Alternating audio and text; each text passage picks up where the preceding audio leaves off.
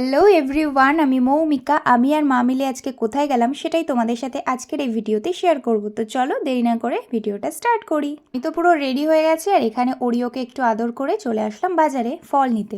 দিন ধরেই ভাবছিলাম মায়ের কাছে পুজো দিতে যাব। ওই যে একটা কথা আছে না, যে মা যতদিন না তোমাকে ডাকবে ততদিন তুমি কোনোভাবেই মায়ের কাছে যেতে পারবে না। তো আজকে সেটাই হয়েছে।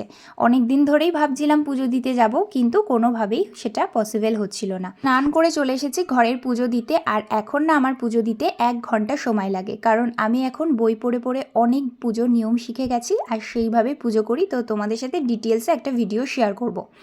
তো দেখো, মাকে বললাম একটু আলতা পরিয়ে দিতে। ছোটোবেলায় কতই না বায়না করতাম আলতা পরিয়ে দেওয়ার জন্য, আর আলতা পরলে দেখো পায়ের লুকটাই পুরো চেঞ্জ হয়ে যায়। আমার কিন্তু পুজো দিতে বেশ ভালোই লাগে। পুজো দিলে কিন্তু সত্যিই মন মেজাজ ভালো হয়ে যায়। আমি এতদিনে একটা কথা উপলব্ধি করতে পেরেছি যে মানুষের জন্য তুমি যতই কিছু করো না কেন, একটা সময় পর কিন্তু তোমাকে কথা শুনতেই হবে। তুমি যখন দেখছো যে মানুষ তোমাকে অ্যাভয়েড করে চলছে, বা তোমাকে দেখে সে পাত্তা দিচ্ছে না বা কষ্ট দিচ্ছে, তাহলেই বুঝে নিও তুমি একটা সময় তার কোনো না কোনো উপকার করেছিলে।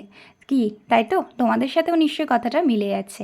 সেই সমস্ত মানুষের থেকে দূরে থাকাই তোমার ভালো, কারণ তুমি তার যে রূপটা দেখে নিয়েছো সেটাই মনে রেখো। খারাপ সময় যে তোমার পাশে থাকে না, ভালো সময় কিন্তু সে তোমার পাশে থাকার চেষ্টা করবে, কিন্তু তুমি তাকে রেখো না। চাইতে তুমি নিজেকে সময় দাও, তোমার পরিবারকে সময় দাও, তাতে দেখবে তুমি নিজে ভালো থাকবে।